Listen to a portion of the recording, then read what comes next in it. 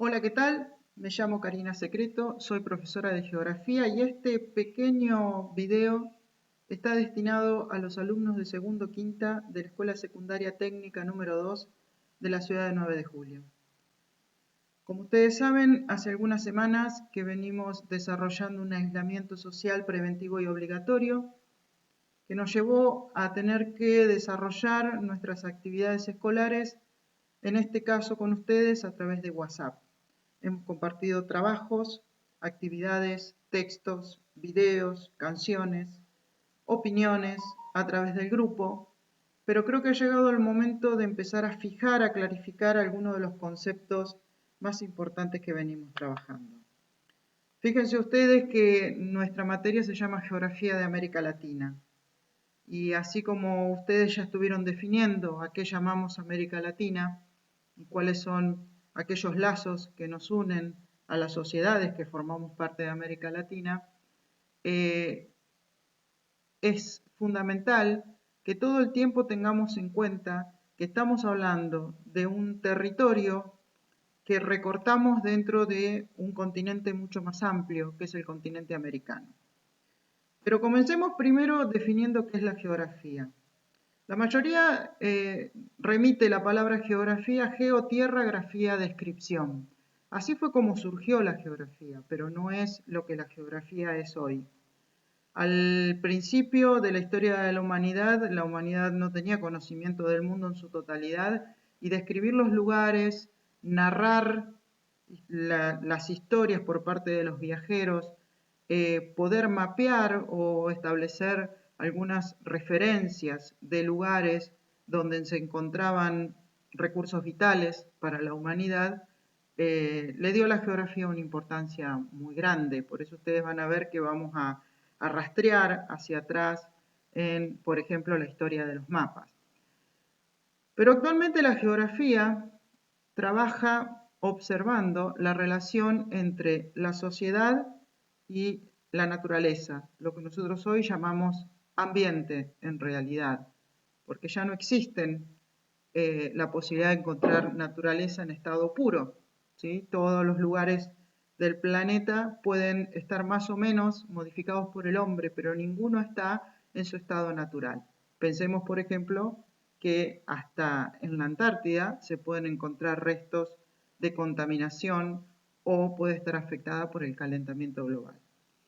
Es decir, que tenemos una sociedad que se está relacionando con el ambiente.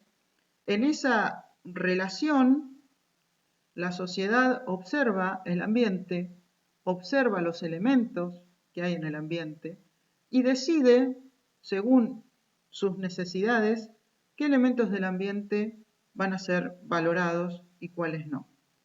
Y esto es muy importante porque aquellos elementos del ambiente que son valorados se denominan recursos naturales. En realidad decimos, ¿serán recursos naturales o serán recursos sociales? Porque en definitiva, si lo miramos desde un punto de vista natural, todos los elementos de la naturaleza tienen una utilidad, una necesidad de ser. Sin embargo, la sociedad, cuando observa esa naturaleza, no le da todo igual. Y como las necesidades de la sociedad han ido cambiando a lo largo de la historia, también lo que las sociedades han decidido que son recursos naturales ha ido cambiando. Por ejemplo, si uno piensa hoy en uno de los motores de la economía mundial, que es el petróleo, hace 500 años el petróleo solamente era utilizado como un lubricante, como una especie de betún que se pasaba sobre las cuerdas de los barcos para que éstas no se resecaran y se cortaran fácilmente. Entonces, en ese momento, si un agricultor, por ejemplo, estaba en su campo haciendo un pozo y le empezaba a salir petróleo, sentía que era el fin de su existencia. ¿Por qué? Porque esa mancha de aceite le iba a impermeabilizar el suelo y no iba a poder trabajar. Hoy no es lo mismo cuando se descubre un yacimiento petrolífero. Y eso tiene que ver con qué necesidades ese elemento de la naturaleza nos va a satisfacer en el momento histórico en el cual estamos viviendo. De ahí que lo que hoy es un recurso, mañana puede dejar de serlo, y aquello que hoy no nos parece valorable, mañana puede ser un recurso de gran utilidad.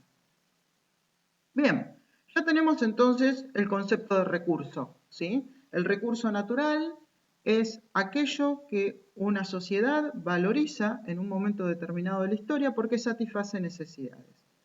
Cuando pensamos en las sociedades latinoamericanas y cuáles son aquellos elementos del territorio que han decidido que sean recursos, que sean valorables, que sean importantes, no podemos pensar en las sociedades latinoamericanas solas, ¿sí?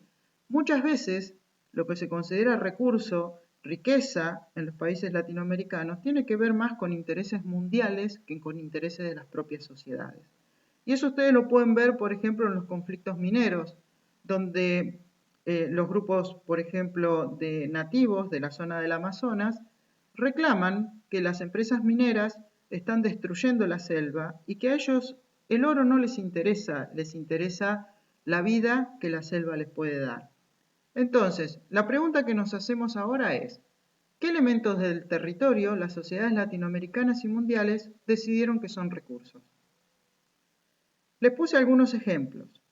Los minerales, por ejemplo el oro y la plata, fueron muy importantes para los conquistadores, no lo eran para los grupos originarios que vivían en América cuando los conquistadores llegaron, no tenía la misma importancia el oro y la plata que la que tuvieron para los españoles.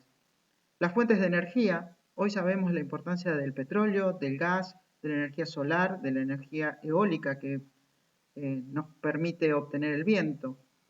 También las reservas de agua, los suelos, los bosques.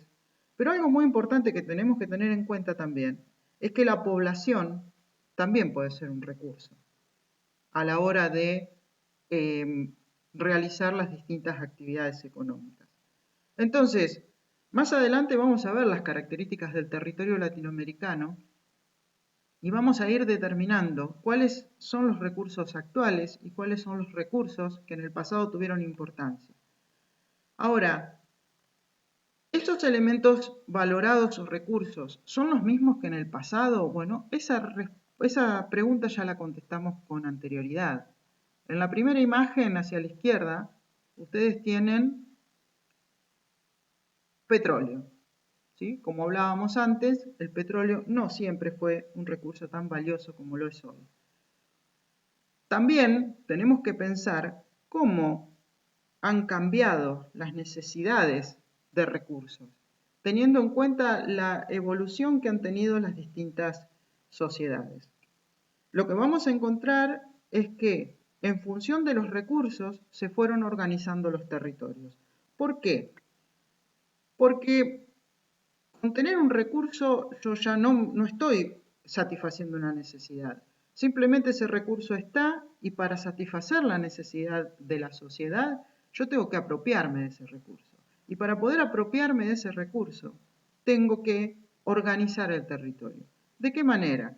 Bueno, puedo construir caminos, construir carreteras como estamos viendo en alguna de las imágenes, construir puertos de salida de ese producto hacia los lugares donde va a ser procesado, como era el caso, por ejemplo, de gran parte de nuestra producción, y aún lo sigue siendo, que se exporta al resto del mundo. Tengo también que construir ciudades, por ejemplo, donde vivan las personas que se van a ocupar de organizar, explotar, aprovechar, consumir esos recursos. Tengo que crear dentro de la sociedad distintas actividades, distintos sectores sociales, distintas profesiones, distintos oficios. Hay oficios que antes eran muy importantes, que hoy están desapareciendo, y hay oficios nuevos o actividades que están surgiendo a partir de la evolución que nuestra sociedad está teniendo. Por ejemplo, todo lo que tiene que ver con la informática hoy tiene una importancia fundamental en nuestra sociedad y quizás ya no tiene ningún tipo de importancia una persona que, no sé, le ponga las cerraduras a los caballos. Ya no tiene tanta demanda como tenía antes. También y fundamentalmente tenemos que organizar la sociedad. Por eso la última imagen que tienen aquí. Las formas de gobierno son muy importantes para la apropiación de los recursos. ¿Todos se beneficiaron o se benefician igual de la apropiación de los recursos naturales? Bueno, creo que es una respuesta bastante fácil. No, a lo largo de la historia hubo quienes se apropiaron de un beneficio mucho mayor que otros, a pesar de estar trabajando con el mismo recurso natural. Pensemos, por ejemplo, en las minas de Potosí en Bolivia, la mina de plata más grande en la historia de la humanidad, donde murieron millones de aborígenes extrayendo la plata del Cerro de Potosí, enriqueciendo de esa manera a la corona española, que justamente con esa plata compraba los productos a Inglaterra. Es decir, alguien que estaba en otro lugar del mundo se veía beneficiado por la apropiación de un recurso que estaba no solo destruyendo la naturaleza de lo que es Bolivia, sino también matando, exterminando a su población. A esto, ¿no?, de la apropiación de los recursos naturales y a esa diferencia en el beneficio, en la apropiación del beneficio, es lo que nos lleva a hablar de la desigualdad social. Y si hay algo que caracteriza a América Latina es que es el continente más desigual del mundo, donde la diferencia entre los ricos, que son cada vez más ricos, y los pobres, que son cada vez más pobres, es cada vez mayor y no para de crecer, a pesar de que en las últimas décadas se han hecho muchas políticas sociales tratando de evitar justamente esta desigualdad. Es decir, en América Latina la brecha entre los ricos y los pobres no solo que es muy importante, sino que cada vez se amplía más. Por eso se generan los conflictos. ¿Qué tipo de conflictos? Los conflictos ambientales, los conflictos sociales, los conflictos políticos. Por eso se generan los reclamos, los movimientos sociales, los movimientos ecologistas, la tensión política en muchos países. Vamos a tener, si todo sale bien, la suerte de poder estudiar un continente, un espacio absolutamente interesante, donde todo lo que pasa nos involucra también a nosotros. Así que los invito a que empiecen a pensar en cada una de estas cosas que estuvimos hablando y cómo las ven ustedes hoy en lo cotidiano, es decir, en las noticias, en, por ejemplo, lo que es hoy la pandemia del coronavirus. ¿Qué está pasando en Ecuador? ¿Por qué es tan distinto lo que pasa en Ecuador de lo que pasa en Argentina o de lo que pasa en México? ¿Por qué la gente en algunos lugares del mundo, como en la Amazonia, reclama que las empresas que supuestamente le van a venir a traer progreso se vayan? ¿Por qué hay tantos problemas ambientales en América Latina? ¿Por qué hay tanta destrucción de los ecosistemas? ¿Por qué hay tantas especies en extinción? Bueno, yo los invito a que empiecen a escuchar lo que está pasando en el mundo, a escuchar lo que está pasando en América Latina, siempre pensando en lo que estamos hablando de la geografía. Nos vemos en un próximo video.